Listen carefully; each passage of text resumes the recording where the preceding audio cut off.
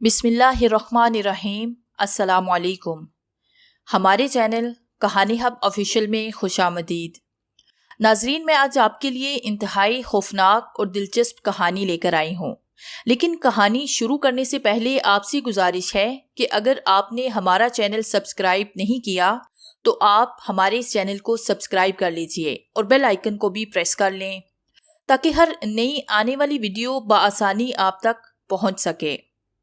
पेशे खिदमत है क्रॉकरम का Taj Mahal novel episode number 7। उसने मेज स्टैंड की बेस पर रखे कई पावर बार्स और एनर्जी बार्स उठाकर अपने रिक्शेक में भरे और जूतों के नीचे क्रैम्पल चढ़ाकर बाहर निकल आई। शेड्यूल के मुताबिक कैंप 4 तक पोर्टर साथ लेके जाना था, मगर शेर खान ने सुबह सवेरे सूरज निकलने के वक्त बगैर ग्लासेस लगाए राका पोशी का नजारा किया था। उनके पास इतना गेयर और फ्यूल नहीं था कि वो एक दिन भी ताहीर कर सके। फरीद खान के जाने के लिए तैयार था। वो बुनियादी तौर पर खुंजा का बाशिंदा था और खुंजा पोर्टर्स बल्ती पोर्टर से जिस्मानी और दुमकी दोनों लिहाज से मुख्तलिफ होते थे। जब इन चारों ने बेस कैंप को आलूदा कहा तो उफक अहमद से गिले मिला, फिर उसके कद्दू पे हाथ रख के उसे संजीदगी से अपनी जुबान में कुछ समझाता रहा। अहमद पहाड़ पर तकरीबन 3 दफा उनके साथ आया था। इस दौरान उफक मुसलसल उसे किसी लीडर की तरह हिदायत देता रहा। फिर उसके बाद अहमद चला गया तो उफक उसे नीचे उतरते देखता रहा, यहाँ तक कि वो निगाहों से ओझल हुआ। परी उसके साथ खड़ी थी। अहमद गायब हुआ तो उफक ने एक आखिरी नजर दूर छोटे से दिखाई देने वाले बेस कैंप पर डाली। मेरी ख्वाहिश है कि हम सब इन हेमों को देखने के लिए जिंदा रहे, वो बड़बड़ाई। उसने बेखब खौफ से ब्रो के ग्लेशियर को देखा और दिल में दुआ की कि खुदा करे ब्रो को इल्लाक ना हो। कोई दबे कदमों उसकी राजधानी में दाखिल हो रहा है। काश ब्रो सोता रहे, वो कभी न जागे, वो उसके तहत पर कदम रखकर जिंदा सलामत वापिस आ जाए। उसकी हरासा सूरत देखकर वो मुस्कुराया। फिक्र न करो, हम राका पोशी को सर कर लेंगे तो गांव के लोग हमें क्रेडिट दावत देंगे। परीक्षा ने एक नजर बर्फ में बेबस दोकदार बेंची से क्रिपस को देखा जो कि नीचे लगे थे, जिससे वो बर्फ पर फिसल नहीं सकती थी। हाँ, मैंने देखा था। दावत का सुनकर तुमने बड़े हरिसाना अंदाज में पूरी आंखें खोलकर उन्हें देखा था। मेरी आंखों को कुछ मत कहो, तुर्क लड़कियां इन आंखों पर बढ़ती है। तुर्क लड़कियों का टेस्ट इतना खराब है। अच्छा, अभी लड़ो नहीं, अभी लंबा सफर साथ करना है। उफक ने अपना भारी दस्ताने वाला हाथ बढ़ाया। परी ने उसका हाथ थामा। अब उसने खुद को कदरे महफूज तस्वर किया। वहां बर्फ गुदली और बेहद नरम थी। दूसरी सुबह उफक, फरीद और उर्सा कैंप 2 तक रास्ते पर रस्सियां लगाने चले गए। उफक का इरादा ऊपर 1200 मीटर तक रास्ता मुतय्यन करने का था। आगे कैंप 2 के लिए कहीं मुनासिब जगह ढूंढकर वहां खीबे भी लगाने थे। वो सीबीएल पाइल स्टाइल से चढ़ रहे थे, यानी बात जगह रस्सियां लगा ली थी और बात जगह नहीं। परीक्षा उस रोज खीबे में ही रुक गई। उसकी एल्टीट्यूड डिस्क कम हो रही थी और बहुत जल्दी ऊपर जाने से वो बढ़ सकती थी। सो अपनी एक्सेलरेशन को बिल्कुल परफेक्ट करने के लिए उसने वहीं रुककर उनके लिए खाना बनाने की जिम्मेदारी ले ली। कुछ दूर तक वो उनके साथ गई। अरसा के कद्दू पर रस्सियों का गुच्छा था और हाथ में चंद आइस स्क्यूर्स और पीटोन्स थे। उफक ने जमीन पर बैठकर एक पीटोन ठोका, फिर रस्सी को उससे एंकर किया। ये तमाम कार्रवाई देखना हासिल दिलचस्प था। परी को अपनी कुकिंग पर डांस था। उसके हाथ में जायका भी बहुत था। सो इन तमाम चीजों से जो वो खास बिरयानी बनाने के लिए लाई थी, उसने बड़े प्यार और मोहब्बत से सिंधी बिरयानी बनाई। शाम तक वो इस काम से फारिग हुई। आगे तमाम दिन सम हॉट वाटर एड टाइप की यूरोपीय चीजें ही खानी थी। सो आज बिरयानी खाकर उफक को अच्छा लगेगा, यही सोचकर उसने ये बनाई थी। खाना ढककर वो बाहर चली आई। वहां हर तरफ सख्त बर्फ के ऊपर पाउडर स्लो की तरह चढ़ी हुई थी। 2-3 दिन से नई बर्फ नहीं गिरी थी, इसलिए बर्फ पीली सी थी। वहां हिमू से दूर एक बड़े ग्रेनाइट के पत्थर पर बैठकर वो बेहद खुशगवार मौसम को एंजॉय करने लगी।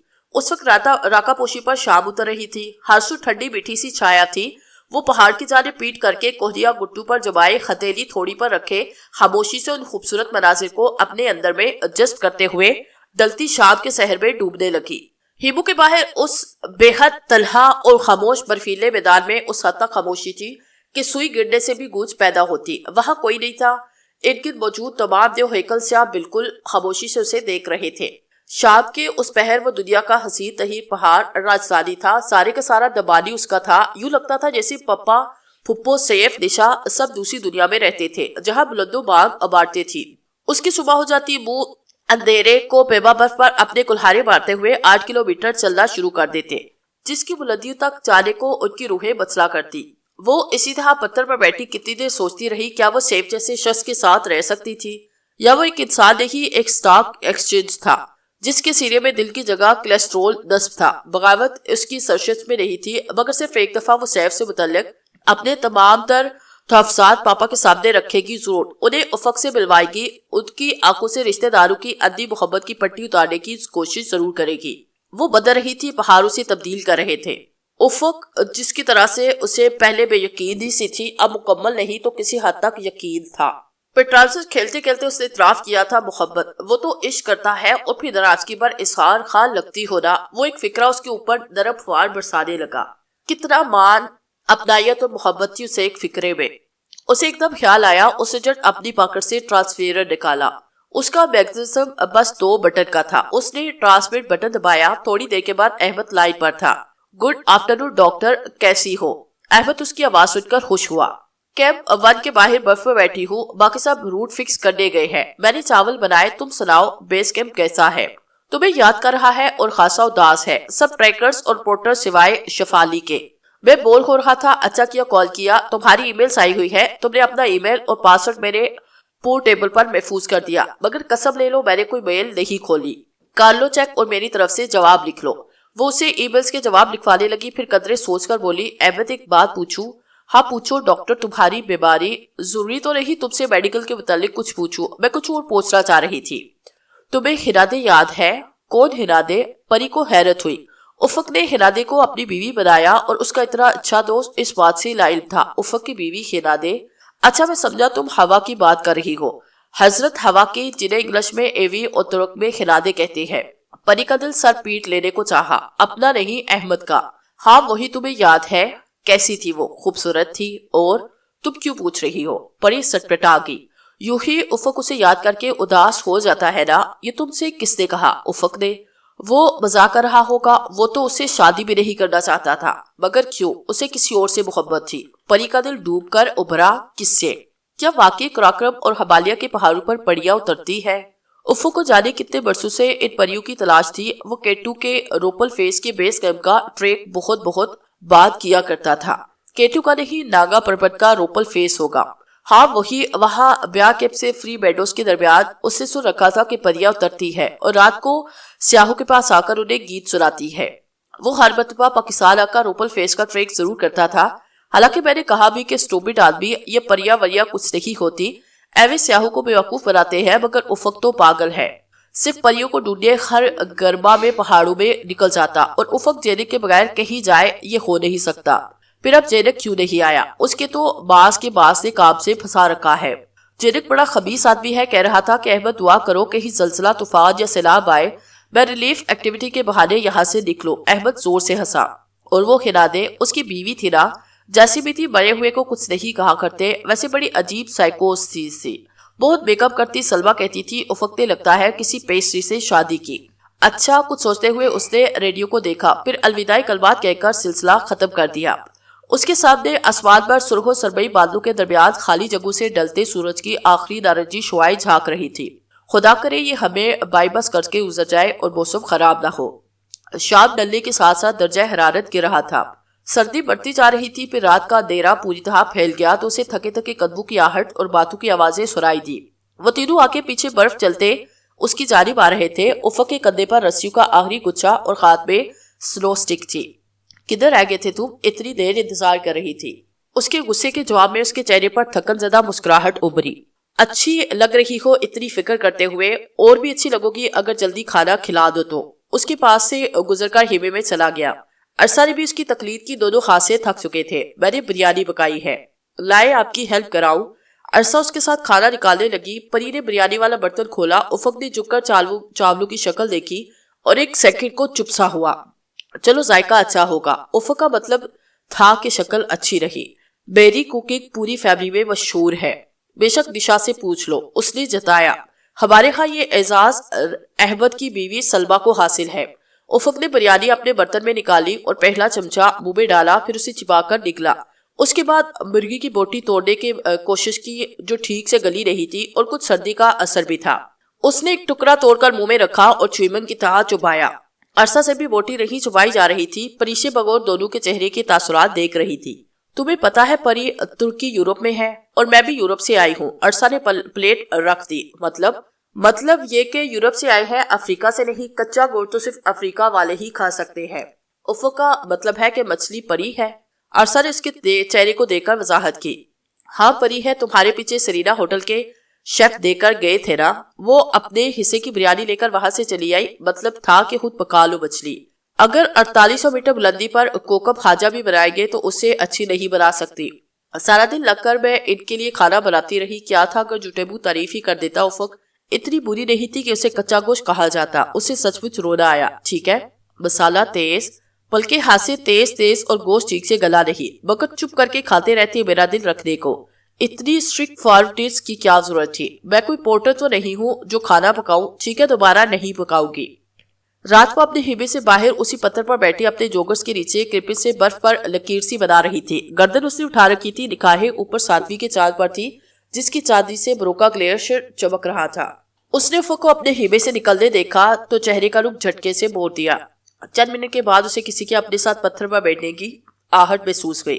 مجھے بھوک لگ رہی ہے, بریانی پری ہوگی؟ گلا کھکارتے ہوئے بڑے معصومیت سے پوچھا گیا. پری نے رخ قدرے مزید پھیرا. یقین کرو بریانی بڑی اچھی بنی تھی. اتنی لذیذ بریانی میں نے زندگی بھر نہیں کھائی. یہ ممبئی کے شیف تو جک مار رہے ہیں, انہیں تم سے سیکھنا چاہیے. وہ جواباً کچھ ملے بنا چہرے کا رخ اس کی جانب موڑ کر دائیں طرف سیدھی پتھروں کی دیوار کو دیکھتی رہی جس پر چاندی کا جھڑکاؤ ہوا تھا. اچھا پلیز دیکھو, دراز مت ہو, میں نے تعریف کی ہے. پری نے گردن موڑ کر غصے سے دیکھا. نہیں, تم ابھی افریقہ سے نہیں آئے اور تم تو کچا گوشت نہیں کھاتے. اب کچھ گوشت کو میں پکا گوشت کہنے سے تو رہا. ہاں, خود تو اوپر چلے گئے تھے. میں نے سارا دن اتنی محنت سے بریانی تیار کی اور پھر اتنی دیر تمہارا اتنی پریشانی سے انتظار کیا, اور تم کاش کراکرم کی پڑی تم نے اتنی دیر گوشت گلانے پر لگائی ہوتی تو. افق اس کی آنکھوں میں آنسو آئے. اچھا پلیز رونا مت, میں تو مذاق کر رہا تھا. دیکھو تمہارے لیے اتنا گرم سلیپنگ بیگ چھوڑ کر آیا ہوں تو نہ آتے. کیوں نہ آتا؟ مجھے پتا ہے تم نے کھانا نہیں کھایا. میں تمہارے لیے خود پکا کر مچھلی لایا ہوں. افق نے پیکٹ اسے تھمایا. پری نے حیران سے اسے دیکھا. تمہیں کیسے پتا میں نے بریانی نہیں کھائی؟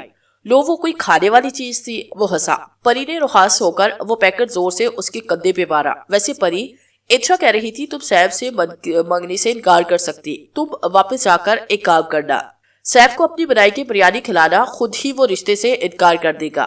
ہیبے کی گوٹیکس کی دیوار سے ٹیک لگائے گٹو پر کتاب رکھے وہ مطالعے میں مصروف تھی. قدرے فاصلے پر عرصہ اسے داس میں بیٹھی کاغذوں کا پلندہ گود میں رکھے تیز قدم چلا رہی تھی. ہیبے کے کپڑے کی دیوار میں شفاف چوکور چھوٹی سی کھڑکی تھی جس پر برف کے ذرات جگمگا رہے تھے. دوپہر ہونے کے باوجود باہر اندھیرا تھا. بادل راکا پوشی پر چھا چکے تھے. موسم سخت خراب تھا. برف کا طوفانی خاصی دیر تک چل رہا تھا اور اب برف باری ہو رہی تھی.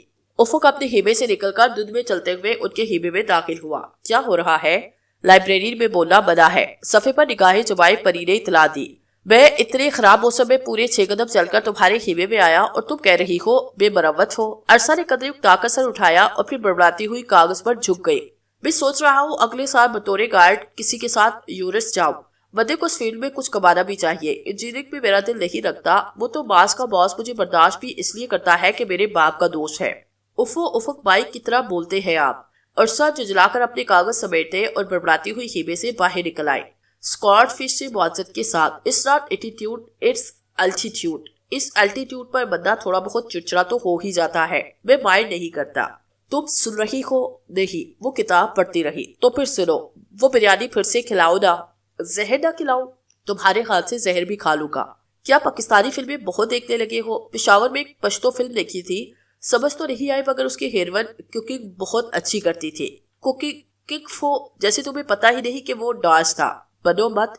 وہ پھر سے مطالعہ کرنے لگی. یہ کتاب مجھ سے زیادہ اچھی ہے کیا؟ ہاں بالکل.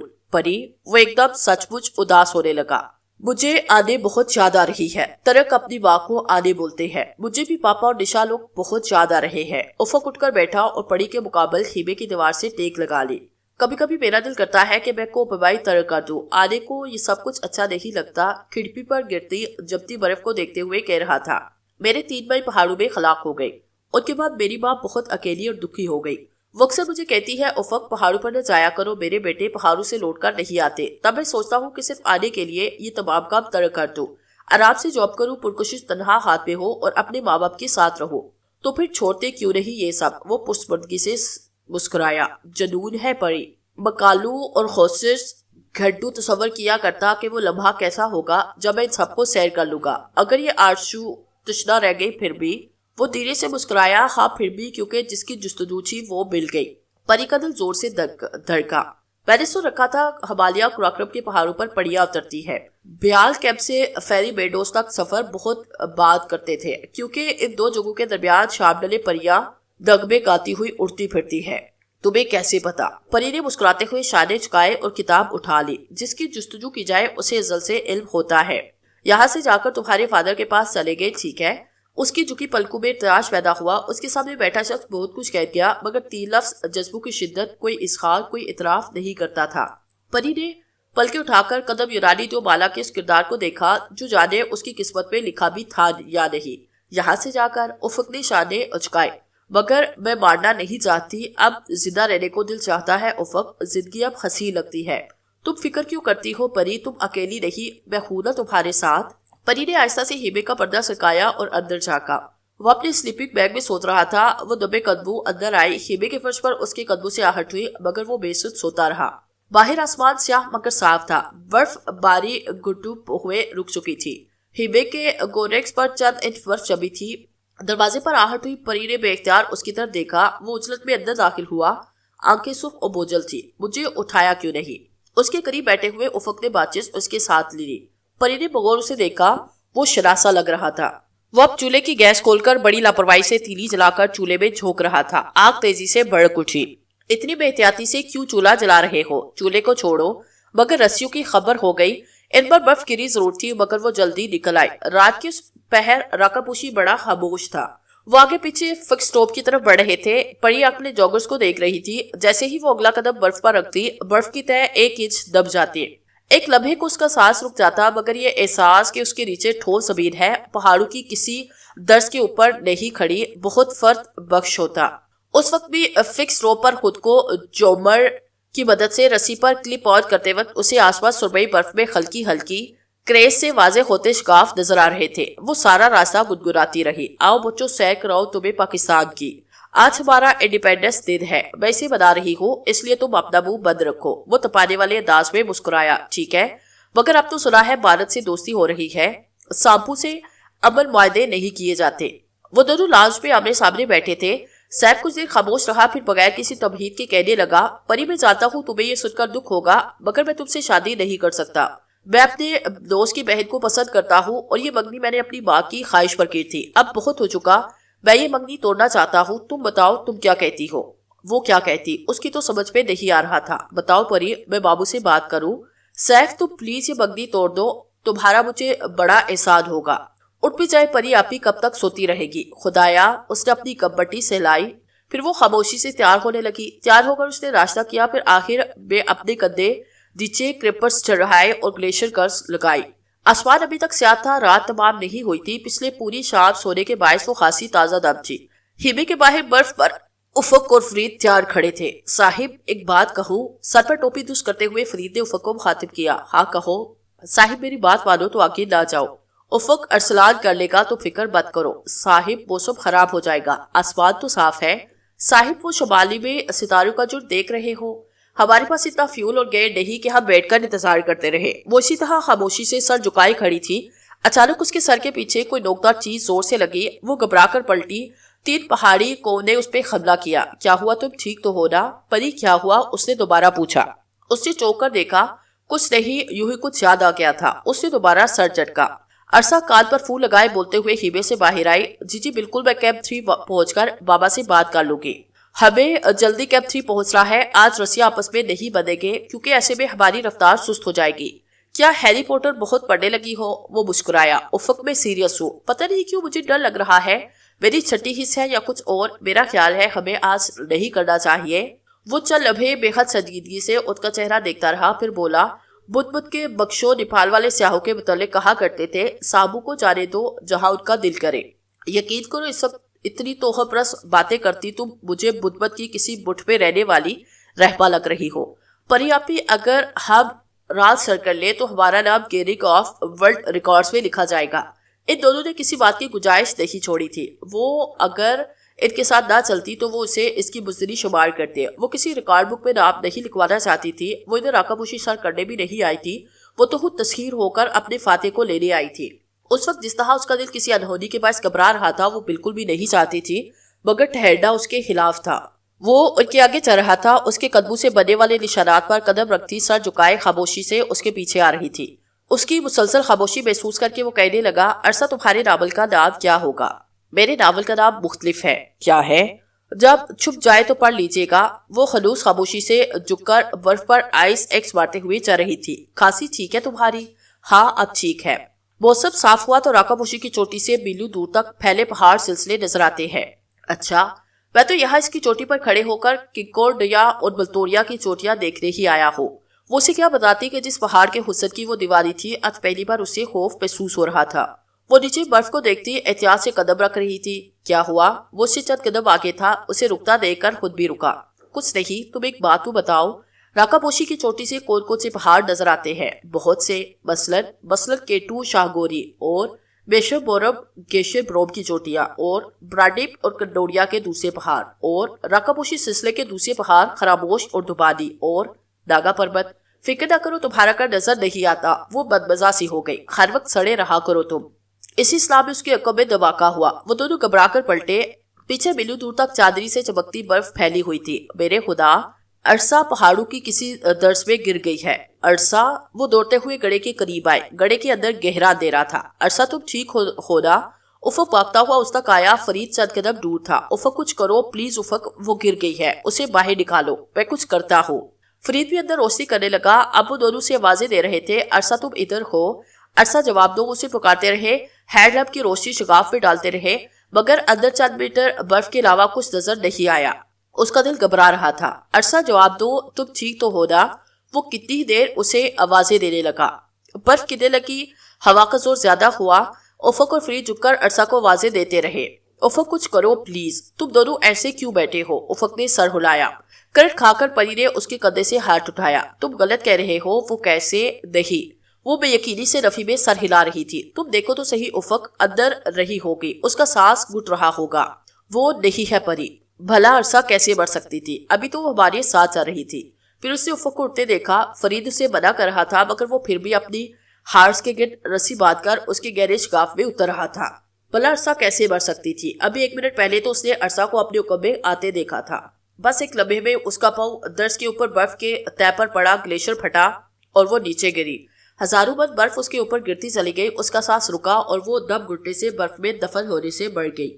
چوٹی اس جگہ سے نظر نہیں آتی تھی، مگر یقیناً وہ بادوں کے حالے میں چمک رہی ہوگی. افق واپس آ چکا تھا. تم افق، میں نے کہا تھا تم سے کہ واپس چلتے ہیں، مگر تم نہیں مانے. تمہیں اوپر جانا تھا، ہر قیمت پر اوپر، اور وہ مر گئی. افق، عرصہ مر گئی. کل ہی تم نے سبمٹ بنا لیا، تم نے ورلڈ ریکارڈ. بولو. بالکل. ابھی تو اس نے اپنی ماں سے بات کی تھی. باپ سے اس نے کیمپ 3 جا کر بات کرنی تھی.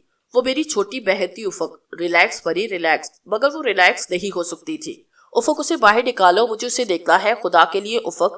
ریلیکس پری، اب کچھ نہیں ہو سکتا. کمن بیس کیمپ. اپنے کندھے کے پیچھے ہاتھ بڑھا کر اس نے ریڈیو نکالا اور ٹریکر کا بٹن دبا دیا. او گاڈ، یس آئی کاپی. افق نے ٹرانسفر بند کر کے بیگ میں رکھا. پری ابھی تک رو رہی تھی. اس نے افق کا بازو سختی سے یوں پکڑ رکھا جیسے کوئی چھوٹا بچہ بڑے میلے میں گم ہو جانے کے ڈر سے اپنوں کی انگلی پکڑتا ہے. اب رونا نہیں، اپنے آپ کو سنبھالو. نہیں افق، پری پاگل مت بنو. مگر اس کی ڈیڈ باڈی، وہ ریکور کرنا مشکل ہے. تم بعد میں نکال لو گے نا اسے. ہاں، واپسی پر. ٹھیک، اب چلو. مجھ پہ ہمت نہیں. ہمت کرو پری. اس نے زندگی میں کبھی یہ تصور نہیں کیا تھا کہ ایک لمحہ ایسا بھی آئے گا جب اسے اپنی اچھی دوست کو وقف میں جانا پڑے، دیکھنا پڑے گا. اسے پہلے صفحے پر نگاہ ڈالی. کراکرم کا تاج محل موٹے مارکر سے انگریزی میں لکھا تھا. خدشہ کے بازی راکا پوشی کو خدرہ قصر تاج محل یا کراکرم کا تاج محل کہتے تھے. صاحب، اوپر سارا سنو فیڈ ہے. وہ دونوں خاموشی سے ہیبے کے آگے بیٹھے تھے جب فرید ان کی طرف آیا. فرید البتہ کچھ محسوس مقامات پر رسیاں لگا کر آیا تھا. پھر تم مانو یا نہ مانو، اوپر سارا سنو فیلڈ ہے اور برف تازہ گری ہے. مگر فرید، تم نے تو کیمپ 4 تک ہمارے ساتھ جانا تھا. صاحب، تم کل خود کیمپ 4 تک چلے جانا. دیکھو فرید، ہم بھی تو اوپر جا رہے ہیں. باجی تم پاگل ہو. اب بھی پاگل نہیں ہوا. تمہارے دونوں کے باپ کے پاس پیسہ بہت ہے. تم ادھر بھی مر جاؤ تو تمہارا بچہ بھوکا نہیں مرے گا. جبکہ ادھر ہمارا باپ قریب آباد میں ایک چھوٹی زمین بھی نہیں چھوڑ کر گیا. ہمارے حال پر رحم کرو باجی، اوپر جا کے کوئی نہیں ملے گا، تمہاری مرضی۔ صاحب وہ عورت جھوٹ کہتی تھی۔ پھر پری کی کنفیوز شکل دیکھ کر بولا، باجی ادھر ایک یورپین عورت گیشر بروم ٹوسٹر کے لیے آئی تھی، ہمارے بابو کا لڑکا ادھر بلسان میں رہتا ہے، وہ اس کے ساتھ پورٹن کر اس اکیلی گوشر کروڑ کی چوٹی تک لے کر گیا۔ بعد میں جب وہ نیچے آئی تو اخبار والوں کو بولی کہ میں سولو کلائب کیا، میرا پورٹر تو مجھ کے تو میں چھوڑ کر چلا گیا، میرے بابو کا لڑکا بیچارہ غریب آدمی ہے، چپ کر کے بیٹھ گیا۔ پر صاحب وہ عورت بولتی تھی اس ایکس کو سچ خیال بند کرنا، اس کا فیصلہ گیش پروٹوم نے کیا تھا۔ ٹھیک ہے تم جاؤ، افق نے سابق لہجے میں کہا۔ صاحب ہم نے کیب 4 پہنچانے کے پیسے لیے تھے، رسیہ وسیع لگا دیا، آگے تم جانو تمہارا کام۔ آج صبح سے موسم بہت خراب تھا، موسم سے زیادہ افق کا موڈ خراب تھا۔ ایک بازو ماتھے پر رکھ کے ہیبے کی چھت پر گو رہا تھا۔ شیڈول کے مطابق ان کا کیب 4 میں ہونا چاہیے تھا۔ ہیبے کے باہر طوفانی چکر چل رہے تھے جس سے ہیبے پھڑپڑا رہے تھے۔ فرید صبح منہ اندھیرے ہی بغیر نتائج چلا گیا۔ وہ ٹھیک کہتا تھا افق، ہم دونوں پاگل ہیں، سب کوبیبا پاگل ہوتے ہیں، ایسے بھی تو مر جاتے ہیں، روئی ایکسیڈنٹ میں لفٹ میں پھنس کر دم گھٹنے سے یا کسی بم بلاسٹ میں۔ تم مسلمان نہیں ہو، تمہارا ایمان نہیں کہ جہاں موت آنی ہے وہاں آئے گی۔ پریشے نے ایک اچتی نظر اس پہ ڈالی جو بغیر پلکے چپکائے چھت کو گو رہا تھا، اور پھر تھک کر ہیما دیوار سے سر ٹکایا۔ پھر بھی افق کیا دل جاتا ہے پہاڑوں پر جا کر، یہ بات ہمیشہ وہ کاہل ترین لوگ کہا کرتے تھے، پھر بھی زندگی نارمل طریقے سے گزاری جا سکتی ہے۔ جاتے ہو افق، مجھے نہیں پتا لوگ پہاڑ ٹاپ کیوں سفر کرتے ہیں، ہم کو پیما پر پربتوں کا احترام کرتے ہیں اور ظالم بھی ہوتے ہیں، بے شک ظالم ہوں مگر میں ہمالیہ سے تعلق رکھتا ہوں، تمہیں لگتا ہے ہم بچ کے نکل جائیں گے؟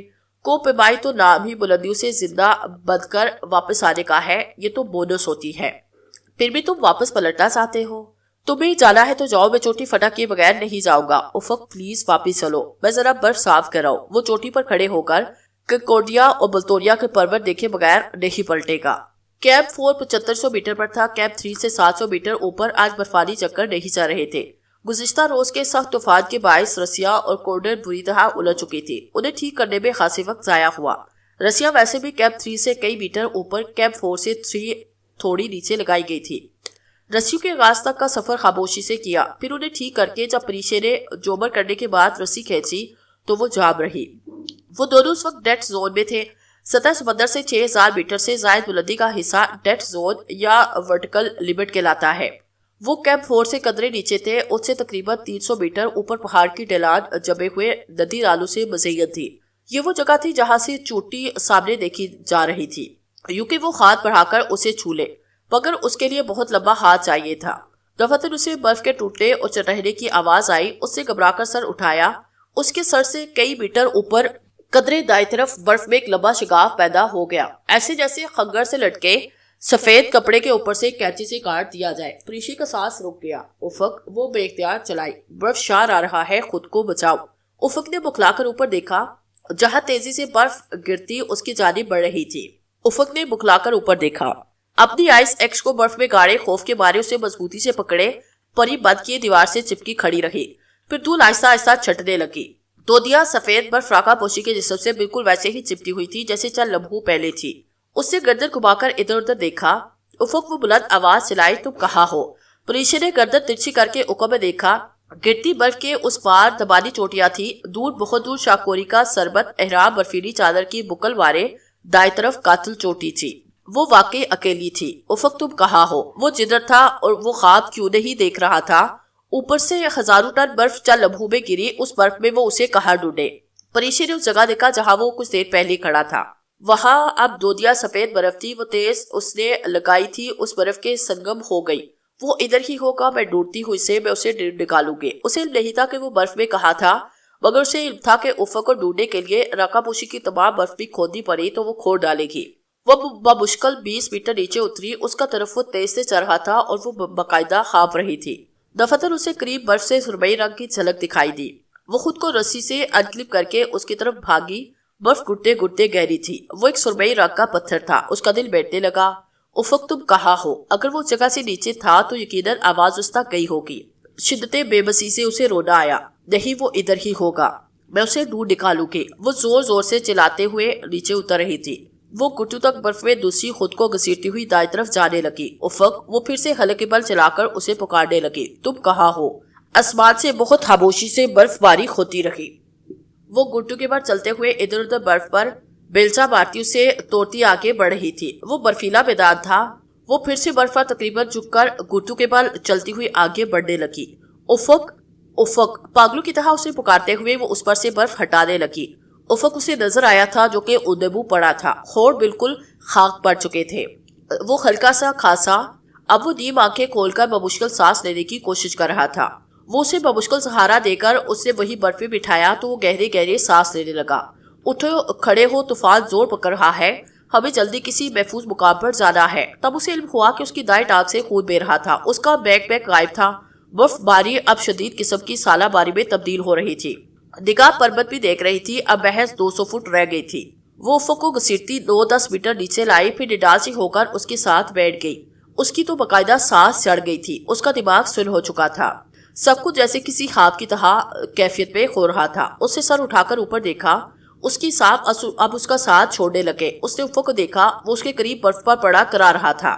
شدید سردی اس کی ہڈیوں میں گھس کر انہیں کھا رہی تھی۔ اس بلندی پر ذہن کو ایک نقطے پر مرکوز کرنا، کچھ سوچنا بہت کٹھن تھا۔ طوفانی جھکڑوں اور شدید قسم کی برف باری کے دوران اسے بمشکل 30 میٹر نیچے ایک چھوٹا سا پلیٹ فارم ملا جہاں وہ برف کھود کر ہیما لگا سکتی تھی۔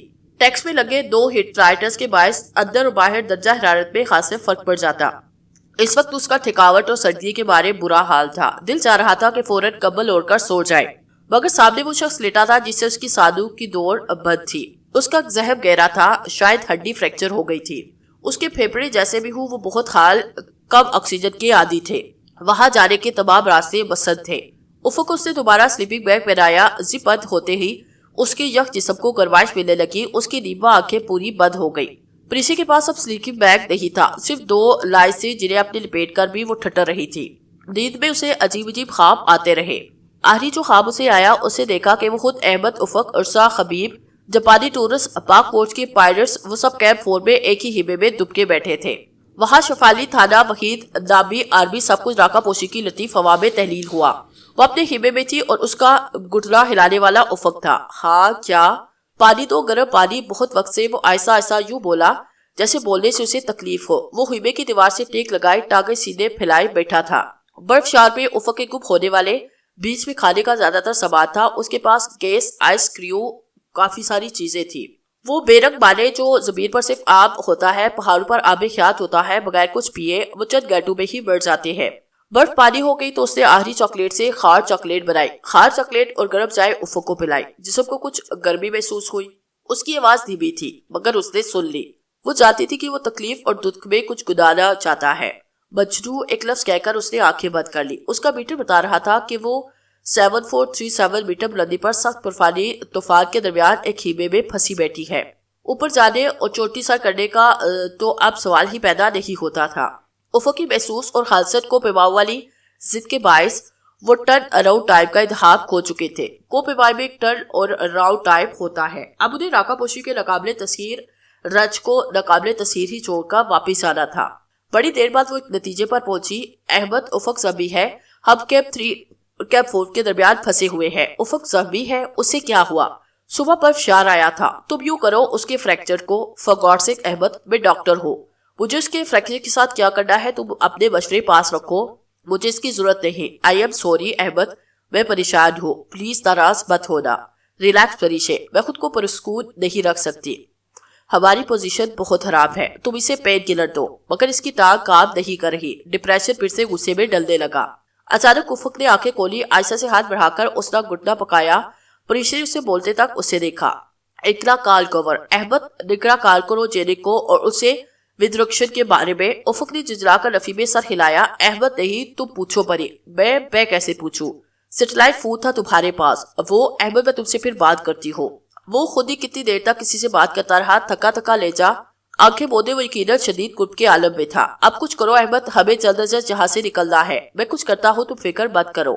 پریشی کا دماغ بک سے اڑ گیا۔ کرنل صاحب، میرا ساتھی شدید زخمی ہے، اس کی ٹانگ ٹوٹ گئی۔ دیکھیں پریشے، 6,000 میٹر سے اوپر دنیا کا کوئی ہیلی کاپٹر نہیں آ سکتا۔ ہم آپ کو اس صورت ریسکیو کر سکتے ہیں کہ طوفان رک جائے اور آپ ڈیسنٹ کر لیں، مگر میرا ساتھی زخمی ہے۔ طوفان تھم جائے تو آپ کوشش کریں۔ کرنل صاحب کا لہجہ اتنا پرسکون اور ٹھنڈا تھا کہ پریشے کو لگا کہ وہ اس معاملے میں دلچسپی نہیں لے رہے۔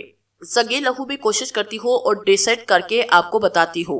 अजीब बेहिस लोग है, कोई मर रहा है, उन्होंने रट लगा रखी है कि नहीं कर सकते, वो वाकई नहीं आ सकते, वो ठीक कह रहे हैं।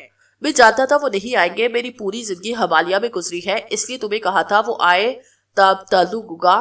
तो फिर हम नीचे कैसे उतरे? वो कितनी देर उसे चुपचाप देखता रहा। वो समझी थी उफक उसे नीचे उतरने के किसी मंसूबे और हिकमत अमली के बारे में बताएगा। मुझे याद है, मगर इस वक्त मेरी माँ बहुत बहादुर है परी, उसने अपने 3 जवान बेटों की मौत का गम सहा है। वो तो ठीक है उफक, मगर कर्नल साहब कह रहे हैं कि हमें यकीन करो परी, मेरे माँ बाप के पास दूसरी बहुत सी मसरूफियात है, वो खुद को इन सब जमेलों में गुम लड़ सकते हैं और इनके लिए सब मुश्किल नहीं होगा। उसने जैसे परीक्षा की बात सुनी ही नहीं और पता नहीं कौन से किसे लेकर बैठ गया। वो उलझने लगी। वो कह रहा था तुम्हारी नवंबर में शादी है, तुम्हें उसकी तैयारी करना होगी। मेरे माँ बाप आदी हो चुके हैं, उनकी 2 बेटी और भी हैं, मगर तुम अपने माँ बाप की इकलौती बेटी हो। तुम खुलकर बात करो उफक। परी ये सब सिर्फ और सिर्फ मेरी वजह से हुआ। मैं तुम्हें इस जगह फंसाने नहीं दूंगा क्योंकि मैं जल्दी टर्न अराउंड नहीं किया, वरना इस वक्त तुम बेस कैंप में होती। वो पलक झपके बगैर उसे देखते हुए कह रहा था। नहीं उफक, मैं खुद। तुम क्या कहना चाह रहे हो? उफक ने गर्दन हिलाई। तुम कोशिश करके डिसाइड कर सकती हो। उसकी लहजे में कुछ ऐसा था जिस पर वो परी पूरी तरह चौंकी। परी तुम नीचे जा सकती हो, तुम नीचे चली जाओ। उफक तुम ये चाहते हो मैं तुम्हें यहाँ अकेला छोड़कर चली जाऊँ? हाँ तुम चली जाओ। तुम्हें छोड़कर, इस स्टैंड में छोड़कर। वो बेयकीनी थी। मैं नीचे नहीं जा सकता परी, कभी भी नहीं। मैं जाता हूँ, मैं इधर बढ़ जाऊंगा, अगर तुम रही तो फिर भी बढ़ जाओगी। उसने दोबारा उसका हाथ पकड़ना चाहा, उसने चुराया। तुम मुझे क्या समझते हो कि मैं इतनी खुदगर्ज हूँ? पागल मत बनो, खुदा के लिए चली जाओ। मैं मर जाऊंगा, कभी भी नीचे नहीं जा सकूंगा। मैं तुम्हें छोड़कर नहीं जाऊंगी। तुम्हें लगता है मैं तुम्हारे बगैर जिंदा रह लूंगी? तुम रह लोगी, तुम्हारे पास बहुत से रिश्तेदार हैं। सो व्हाट, क्लाइंबिंग पार्टनर, क्या यही हूँ मैं तुम्हारी?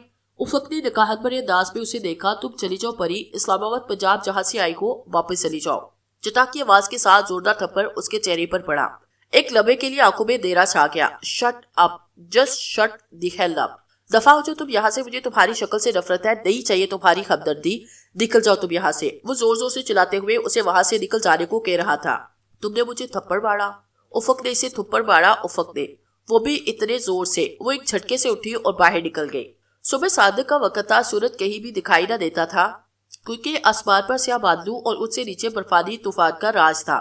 कितनी देर बर्फ में खाद बांधे इसी तरह साकित पतलू से पलके झपके बगैर सामने देखती रही, जैसे धुंध, बर्फबारी और तूफान में कुछ जीती जागती बम्बी खड़ी हो।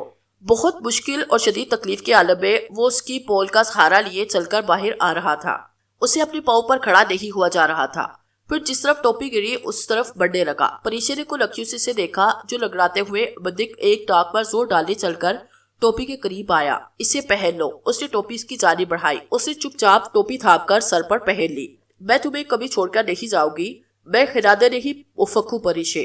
उफक ने खामोशी से असर को उस बात में हिलाया। अब चलो दूर बैठो और अब अपना जूता उतार कर मुझे अपना पाँव दिखाओ। मेरा पाँव ठीक है, मैंने जो कहा जोगर उतारो। मैं थक गया हूँ डॉक्टर, ये फैसला करने वाली मैं हूँ कि तुम ठीक हो या गलत। उसकी बात मुकम्मल होने का इंतजार किए बगैर परीक्षा ने उसके चेहरे पर जोरदार थप्पड़ मारा। पहले भी कहा था, अब भी कह रही हूँ, मुझे अपने सामने बड़बड़ाते हुए मरीज जहर लगते हैं। और उफक ने हैरत और बेयकीनी से हाथ से रुखसार को होले से छुआ, जैसे कुछ महसूस करने की कोशिश कर रहा हो। मुझे जहब छिपाते हुए शर्म नहीं आई, उसका जहब साफ करते हुए तर्ज किया। बिल्कुल नहीं आई, उसने मासूमियत से जवाब दिया। अबे हर हाल में नीचे का सफर आज ही शुरू करना है। मैं चाहती हूँ तुम्हारा जहब गहरा है, मगर हिम्मत करना होगी। परीक्षा ने गैस की मिकदार चेक करते हुए कहा, बस 2 दिन की बची है गैस, वो भी पानी बनाने के लिए। इन्हें हर आधे घंटे के बाद गर्म पानी की जरूरत पड़ती है। बाहर तूफान का शोर वो खामोशी से देख रही थी। उसे उफक पर बड़ा तरस आ रहा था। उसे उफक से पहली नजर की मोहब्बत हुई थी। वो शायद अंदाजा भी नहीं कर सकता था परी ने उसे कितना टूट कर चाहा था। हम दूसरे रास्ते पर आ चुके हैं, थोड़ा सा शुमाल की तरफ। अब समझ नहीं आ रहा कि इसी मीटर से 1500 मीटर कैसे डिसेंड करूं। कुछ करो, कुछ सोचो। उफक कहता है। उसकी पाँव पर बहुत जहब आया है। हंसे क्यों? उफक को पिछली बार नागा पर्वत पर बर्फशार ने 480 मीटर नीचे पढ़ा था।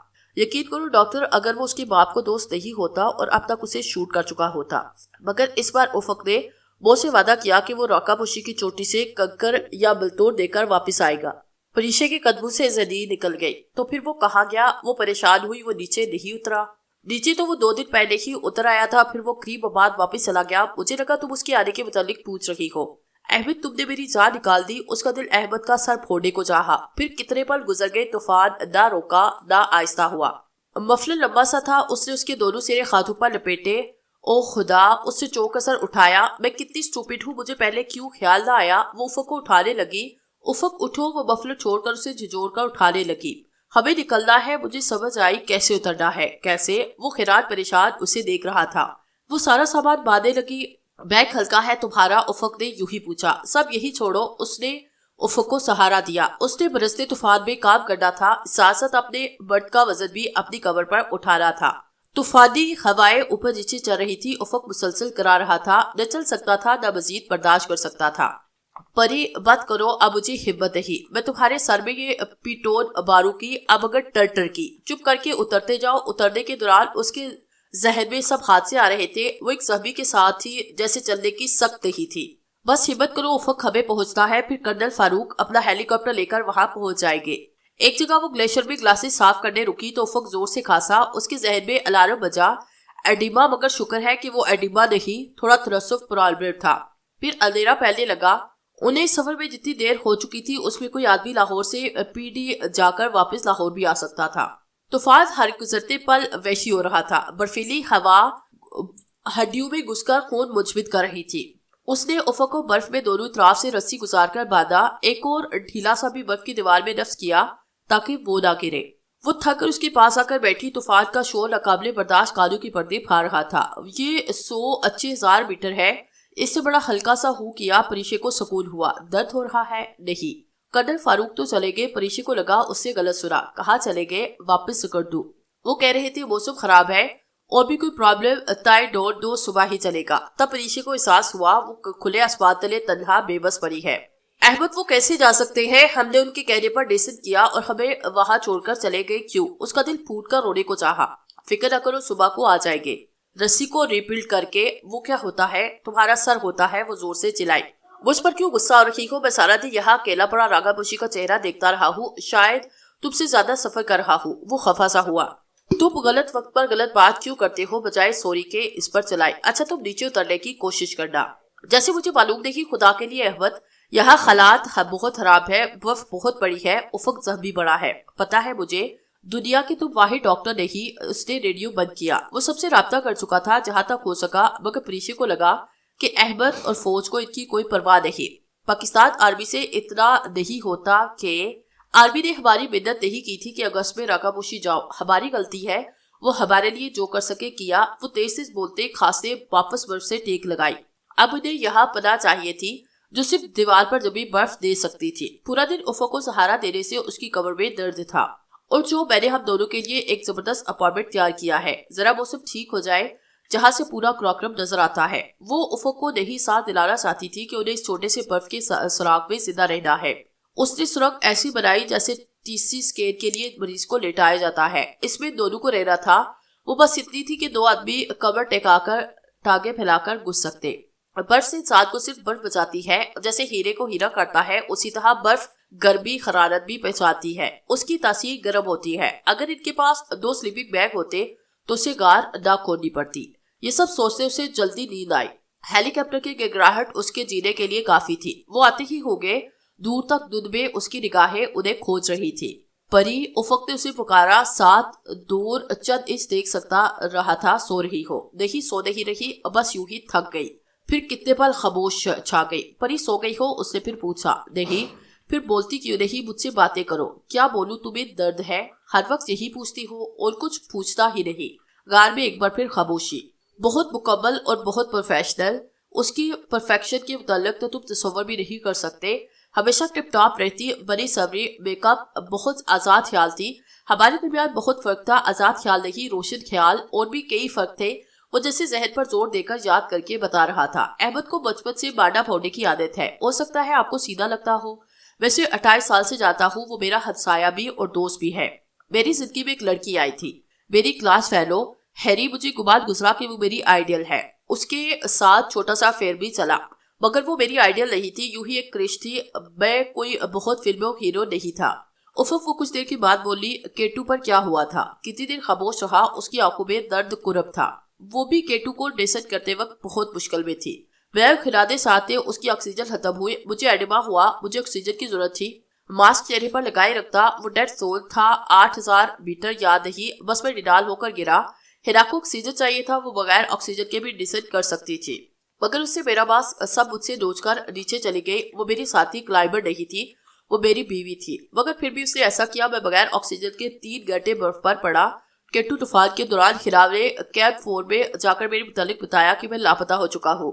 مجھے دوسری مہم کے گائیڈ نے اٹھایا اور نیچے لے کر آیا۔ گرم چائے دی، میرا ایڈما بدترین ہو رہا تھا، میں نیب مردہ تھا۔ وہی گائیڈ مجھے اٹھا کر نیچے لایا جہاں مینیجر نے مجھے پک کیا۔ میرے ہاتھ فراسٹ بارش ہو چکے تھے۔ آصف نے بہت جدوجہد کی دوسری کا حق ادا کیا۔ مجھے لمحہ نہیں بھولتا، میں برف میں مردہ پڑا تھا۔ بڑھنے ہی والا تھا کہ ہیلی کاپٹر پر میری نظر پڑی۔ خود خنادے وہ برفشار کا شکار ہو گئی۔ تم خواب میں بھی ڈر جاتے ہو؟ افق نے شاید قرب سے آنکھیں بیچی۔ بس خواب پیچھا نہیں چھوڑتے۔ وقت گزر رہا تھا، باہر برف غار کا منہ بند کرنے کی صحیح کر رہی تھی۔ شام تک آ جائے گے افق، ڈونٹ وری۔ پھر شام بھی آئی، سیاہ رات بھی، جن کو نہ آنا تھا نہ آئے۔ اس کا یقین ڈگمگا گیا۔ سو جو، ہیلی کاپٹر کے آتے ہی تمہیں اٹھا لوں گی۔ اس کے سونے کے بعد اس نے ریڈیو نکال کر احمد سے رابطہ کیا۔ کیسی ہو ڈاکٹر؟ میری ای میلز تو پڑھ کر سناؤ۔ اچھا سنو، وہ لیپ ٹاپ کے سامنے ہی بیٹھا تھا۔ پہلی تو میری بیوی سلما کی ہے، لکھتی ہے پیاری پریشے، جلدی سے عافیت سے نیچے آؤ، سلما کو میری طرف سے جواب دو، وہ میں پہلے ہی دے چکا ہوں۔ کیا لکھا ہے؟ تمہاری طرف سے اپنا کریکٹر سرٹیفکیٹ دیا اور کیا وہ ہنسا؟ اچھا یہ کسی کی سیف الملوک سے ای میل آئی ہوئی ہے۔ پریشے کے لبوں سے مسکراہٹ غائب ہو گئی۔ میں نے اور ندا آپا نے برائڈل ڈریس آرڈر کیا۔ بابو کہہ رہے تھے کارڈ رمضان کے بعد چھپائیں گے اور بابو پرسوں کی بجائے 1 ہفتے کے بعد آئیں گے۔ تمہارا سیف۔ اس کی آنکھوں سے آنسو گرنے لگے، جیسے وہ آسان سمجھ رہی تھی کہ افق کو پاپا سے ملوائے گی اور 3 سال پرانی منگنی توڑ دیں گے تو بہت غلطی پر تھی۔ کسی دھماکے کی آواز نے اسے جگایا۔ وہ خڑبڑا کے اٹھی۔ وہ غار میں تنہا، اس کے گھٹنے پر بوجھ نہیں تھا۔ افق کہا گیا اور میرے اللہ وہ چکرا کے رہ گئی۔ تم ادھر کیوں بیٹھے ہو؟ نہیں بیٹھ سکتا اس قبر میں، نامور۔ اس کی سانس رک رہی تھی۔ تمہیں درد ہو رہا ہے؟ ہاں۔ وہ جھوٹ بول بول کر تھک گیا۔ تم فکر نہیں کرو، صبح ہونے والی ہے، وہ لوگ آنے والے ہوں گے۔ دن میں دور تک نظر گئی ہیلی کاپٹر کو نہ پا کر مایوس لوٹ آئی۔ اس نے اپنے مجمد ہاتھوں سے افق کے ٹھنڈے ہاتھ تھامے۔ دونوں کے ہاتھ دستانے میں یک تھے۔ اس نے لگ رہا تھا برف کے ٹکڑے اوپر نیچے رکھے ہوئے ہیں۔ جب میں چھوٹی تھی تو ایک کہانی بڑے شوق سے پڑھا کرتی۔ دنیا کا بہادر شہزادہ پہاڑوں کی چوٹی پر قید شہزادی کو بچانے جاتا ہے۔